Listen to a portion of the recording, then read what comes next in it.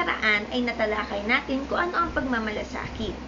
Ngayon naman ay paano nga ba natin maipapakita ang ating pagmamalasakit sa ating kapwa? Maraming paraan upang maipamalas natin ang ating pagmamalasakit sa ating kapwa. Isa na rito ang pag-aalaga sa ating kapwa na may sakit o karamdaman. Mga simpleng gawain kagaya ng pagtulong, pagdalaw, pagdala ng pagkain, ito ay tunay na nagpapamalas ng pagmamalasakit sa kapwa. Maaari mo din maipamalas ang iyong pagmamalasakit sa ating kapwa na may kapansanan sa pamamagitan ng pagtulong sa kanila, pagbigay ng ilan sa kanilang pangangailangan at pagsuporta sa kanilang mga ginagawa. Sa mga simpleng bagay ay naipamamalas natin ang pagmamalasakit sa ating kapwa. Ang salitang malasakit ay katumbas ng salitang pagtulong, pakikiramay, at pag-aalala.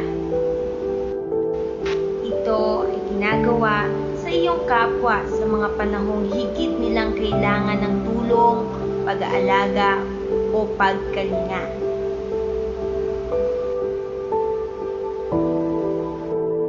Ginagawa ito ng taos sa puso. Kaya sa pagkakataon na ito ay kailangan din nating isaalang-alang ang katambal ng pagmamalasakit natin sa ating kapwa. At ito ang kanilang kapakanan, kaayusan, kabutihan, at kaligtasan. Simple past tense. This describes actions that already happened in the past. For example, we visited our friend yesterday. To form the past tense for regular verbs, we will just add "the" or "ed" to the base form of the verb. For irregular verbs, some does not change their spelling, or some just change how they are pronounced, like for the word read, read. And for the other irregular verbs, they change their spelling. Remember, if a verb ends with the consonant and Y, we change Y to I and add ed. For simple future tense, this describes action that may or may not happen in the future. In order to form a future tense of the verb, we will just use will plus the base form of the verb. The simple tenses of verbs. There are three tenses of verbs: the past, the present, and future.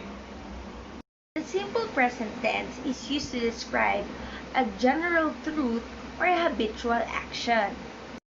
An example of a general truth is, there are 7 days in a week, while an example of a habitual action is, the children go to school every day.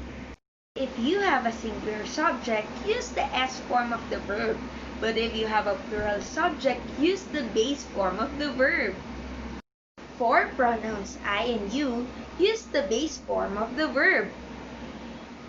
If you have a singular subject and the verb ends with a consonant and Y, change Y to I and add ES. Be verbs. These verbs indicate the state of being. Examples of be verbs are am, is, and are, which are used during the present events, while the be verbs was and were are verbs that are used during the past events. Pronoun I use the be verbs am and was. Pronoun you, either it pertains to singular or plural, use are and were. The pronouns he, she, and it use the be verbs is and was, while the pronoun we use the be verbs are and were. And lastly, the pronoun they also uses the be verbs are and were. Remember, our be verb should always agree to the number of nouns and pronouns. If we have a singular noun or pronoun, we will use is or was.